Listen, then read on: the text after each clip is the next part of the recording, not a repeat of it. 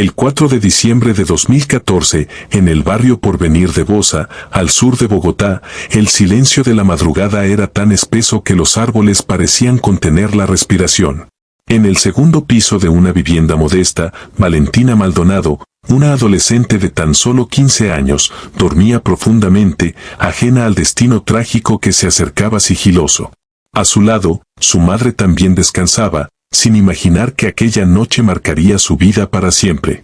A la 1 de la madrugada, el sueño sereno de Blanca Jiménez y su hija fue abruptamente destrozado por una explosión. Mi niña estaba aquí. Cuando se escuchó, yo lo primero que hice fue pararme y mover a Valentina. Todo se puso oscuro, relató, con voz quebrada, la madre de la víctima. Una granada había estallado dentro de la casa, arrancándole la vida a Valentina. El estruendo desgarró el silencio con brutalidad. Los vidrios salieron disparados como cuchillas, mientras el humo y el caos invadieron el cuarto en cuestión de segundos. Los vecinos, sobresaltados por la detonación, corrieron hacia la vivienda.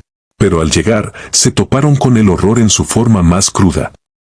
La escena era un paisaje de devastación. La habitación de Valentina parecía salida de una zona de guerra, el colchón calcinado, la pared resquebrajada por la onda expansiva, y en el aire, un olor denso, agrio, no solo a pólvora, sino a tragedia irreparable.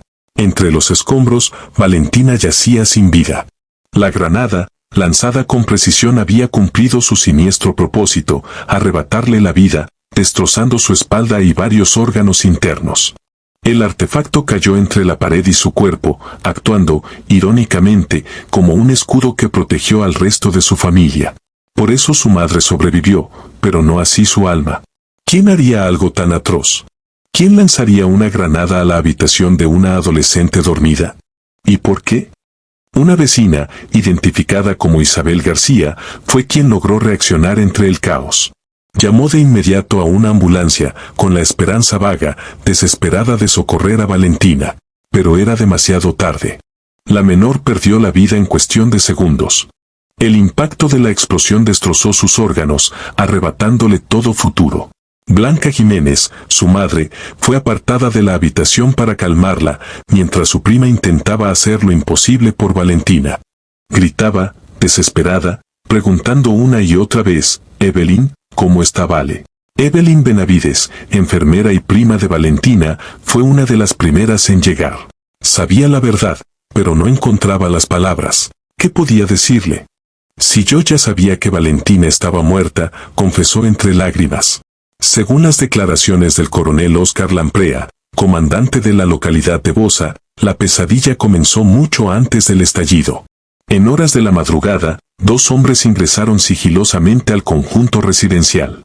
Tras merodear por varios minutos, localizaron la vivienda. Uno de ellos sacó una granada de fragmentación del bolso que cargaba y, sin titubear, la arrojó por la ventana que daba justo a la habitación donde Valentina dormía. La muerte fue casi instantánea. Su madre, a solo centímetros, se salvó de milagro. Este crimen estremeció al país entero. Uno de los más impactantes en Colombia en la última década. Ahora, no te retires, porque a continuación, te expondré paso a paso los principales hechos, desde el ataque a la vivienda, la investigación policial y hasta su inesperado desenlace. La tragedia no dio tregua. Apenas confirmada la muerte, las autoridades pusieron en marcha una investigación intensa y meticulosa. Bogotá entera pedía respuestas. ¿Quién había cometido semejante atrocidad? ¿Y por qué? Lo primero fue revisar las cámaras de seguridad del sector, buscar testigos, reconstruir minuto a minuto lo ocurrido y, sobre todo, entender quién era la víctima. ¿Tenía enemigos? ¿Estaba en medio de algún conflicto? Las primeras hipótesis apuntaban a una posible equivocación. La policía sospechaba que el ataque quizá estaba dirigido a otra persona. Nada parecía tener sentido. En la vivienda se encontraban 9 personas aquella noche, y ninguna tenía antecedentes ni vínculos con actividades delictivas. Nadie tenía enemigos. Nadie esperaba morir. Con el paso de los días, surgieron nuevas líneas de investigación. Algunos consideraron que podía tratarse de un crimen pasional. El esposo de la madre de Valentina no vivía con ella, y surgieron rumores. Pero esas pistas, como las demás, se desvanecieron en la oscuridad. Una hipótesis ganó fuerza: el atacante pudo haberse equivocado de casa. Las viviendas en el conjunto eran muy similares, y la hora, la 1 de la madrugada, dificultaba la visibilidad. Sin embargo, algo no cuadraba. Todo parecía planeado. Y entonces, las preguntas se hicieron más inquietantes: ¿y si no fue un error? ¿Y si la víctima sí era el objetivo? Las primeras horas tras el atentado fueron un torbellino de emociones: confusión, rabia, miedo. La ciudad, aún adormecida por la madrugada, no lograba asimilar lo ocurrido. Una adolescente sin enemigos, sin cuentas pendientes con nadie, había muerto en su cama por una granada. ¿Cómo era posible? ¿Quién había sido capaz de un acto tan monstruoso? ¿Y por qué? Pero para los investigadores no había espacio para la conmoción. El crimen era atroz y el país, desde los noticieros hasta las redes sociales, comenzaba a hervir. La presión era palpable. No se trataba solo de resolver un caso, había que hacerlo rápido. Las cámaras de seguridad del sector, convertidas en testigos silenciosos, ofrecieron el primer hilo de una verdad más oscura de lo que nadie imaginaba. En una de las grabaciones, se ve a dos hombres. Uno lleva una chaqueta negra con blanco. Caminan con sigilo. Se detienen. Uno de ellos señala una vivienda. El otro saca algo del bolso y lo lanza por la ventana. Un segundo de silencio. Y luego, la explosión. La evidencia era irrefutable. El crimen no fue producto del azar. Fue planificado. Frío. Deliberado. Nadie en la familia, vecinos o amigos pudieron identificar a los dos sujetos, así que se hizo público el video. Cuando el video se hizo público, la línea entre el misterio y la respuesta comenzó a borrarse. Varias personas se comunicaron con las autoridades. Entre ellas, un testigo anónimo que proporcionó un dato crucial: el número de celular de uno de los implicados. El rompecabezas comenzaba a encajar, pero lo que revelaría la investigación superaba cualquier suposición inicial. Tras una investigación minuciosa, en la que se cruzaron testimonios con grabaciones de cámaras de seguridad, las autoridades lograron desenredar parte del nudo criminal. Uno de los números telefónicos entregados por un testigo condujo a un hombre conocido por los archivos policiales como Herminio Solís Caicedo, un delincuente con antecedentes cuyas conexiones no tardaron en salir a la luz. Solís mantenía constante comunicación con Segundo Angulo y Ángela Dayana Roldán. Los investigadores, con el rastro que dejó su teléfono, lo ubicaron cerca de la escena del crimen, exactamente en el lugar y la hora en que la granada fue arrojada. Compran una línea solo para delinquir, luego la inactivan, la botan o la destruyen, explicó uno de los agentes. Pero esta vez, no fue suficiente para cubrir sus huellas. El rompecabezas se completaba con rapidez.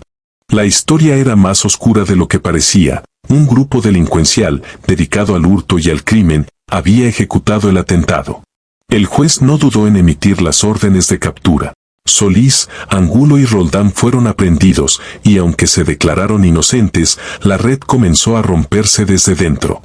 Herminio Solís, bajo presión, incriminó a Dayane Mina como el hombre que arrojó la granada. Todos fueron condenados. Pero el caso estaba lejos de cerrarse. Mientras la investigación avanzaba, la verdad emergía como un monstruo desde lo más profundo. La vivienda de Valentina no fue un objetivo fortuito. Fue escogida. Deliberadamente, fríamente. Uno a uno, los implicados caían, pero el autor intelectual, el cerebro detrás del crimen, seguía en las sombras. Su identidad era un susurro entre los expedientes, una figura que se delineaba con horror. No se trataba de una deuda, ni de venganza criminal. Se trataba de algo más turbio, más íntimo, un rechazo transformado en odio. Fue entonces cuando las autoridades llegaron a Marcos Roldán, primo de Ángela, esposo de Leida Gómez, prima de Valentina y un hombre que conocía demasiado bien a la familia. Él no solo contrató a los criminales. Él lo planeó todo. Su objetivo no era Valentina, era su madre, Blanca Jiménez. Quería hacer sufrir a Valentina, quería castigarla por rechazar una relación sentimental con él, pero su odio no supo calcular consecuencias. Fue Valentina quien pagó con su vida. 6 meses después del crimen, Marcos fue capturado y procesado por la muerte de Valentina Maldonado. Aunque alegó inocencia, los miembros de la banda declararon que él les pagó $1,5 millones de pesos para lanzar la granada. Las pruebas eran contundentes. Las declaraciones, firmes. Pero Marcos no mostró remordimiento. No derramó una lágrima. No aceptó su responsabilidad.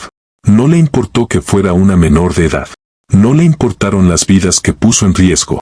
Lanzar una granada dentro de una vivienda solo puede tener un objetivo: causar el mayor daño posible. Y eso fue exactamente lo que hizo. El juez fue contundente: 19 años y 6 meses de prisión para Marcos Roldán por el crimen cometido. Su condena la cumple en un centro de reclusión militar en Bello, Antioquia. La justicia, aunque tardía, comenzaba a dar señales de respuesta.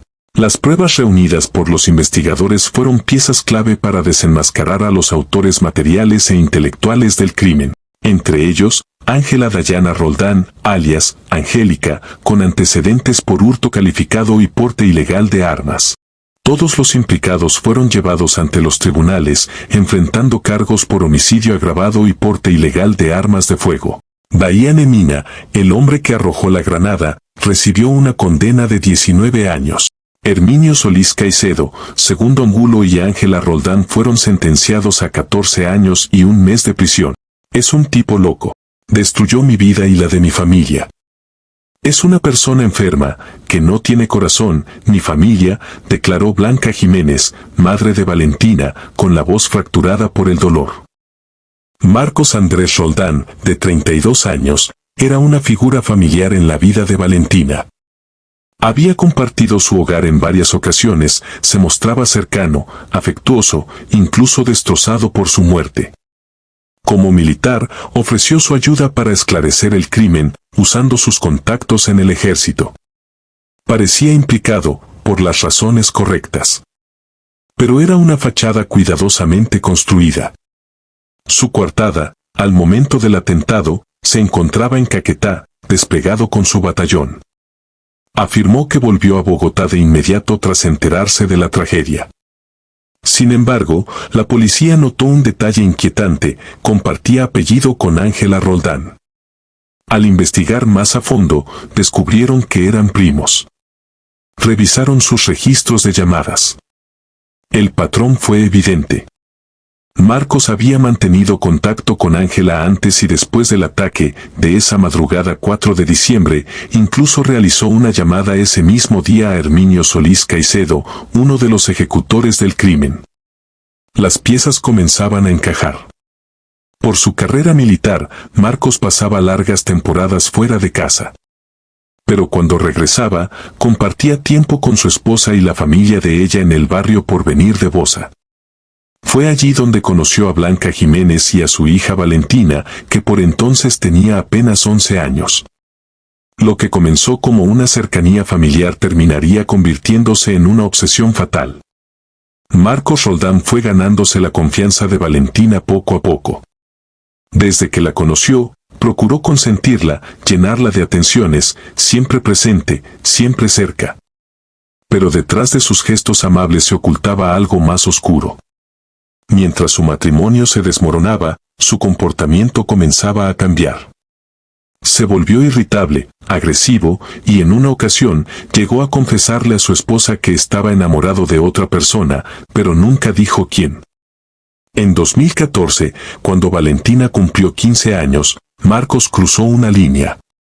Comenzó a llamarla, a enviarle mensajes por celular, contándole lo infeliz que era en su matrimonio, intentando ganarse su confianza, su afecto, con intenciones que iban mucho más allá de lo adecuado.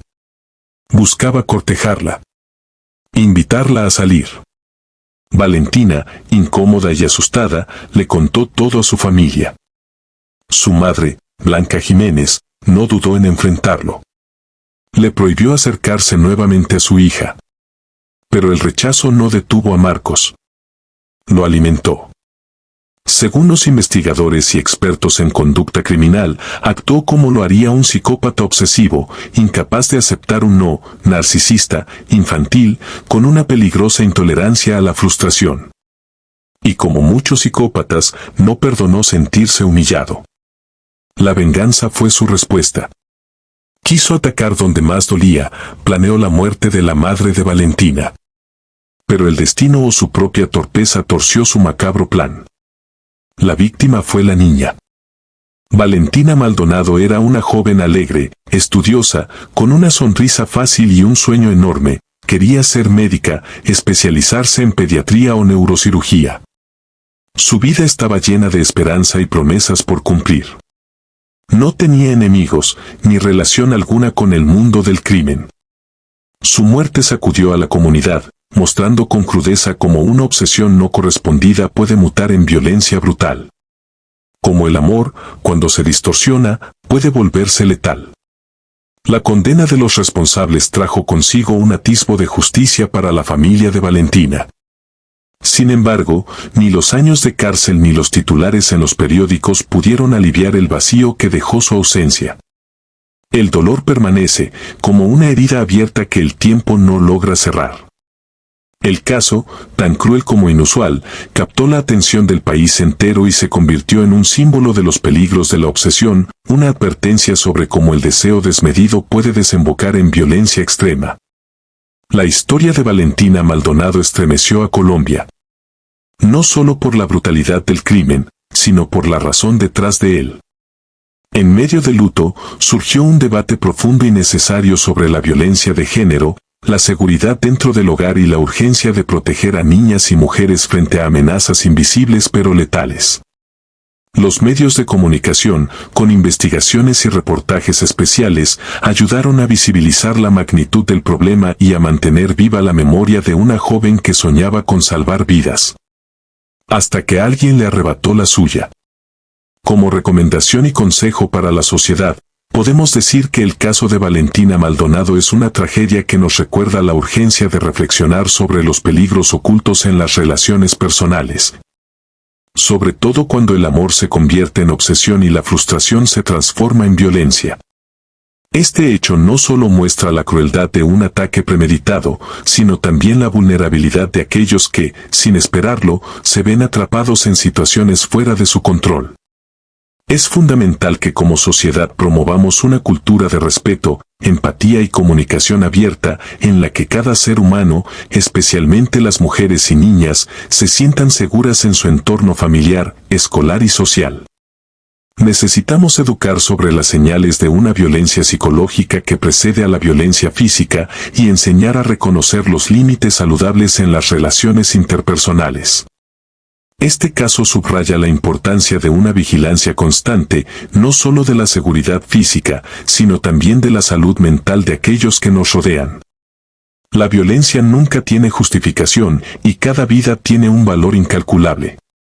No permitamos que la indiferencia o la normalización de comportamientos peligrosos sigan cobrando vidas como la de Valentina. Es vital que, como sociedad, nos unamos para erradicar cualquier tipo de violencia y para apoyar a quienes han sido víctimas, brindándoles las herramientas necesarias para sanar y reconstruir sus vidas. Valentina no es solo una víctima más, su caso debe ser un llamado urgente para crear espacios más seguros y solidarios para todos.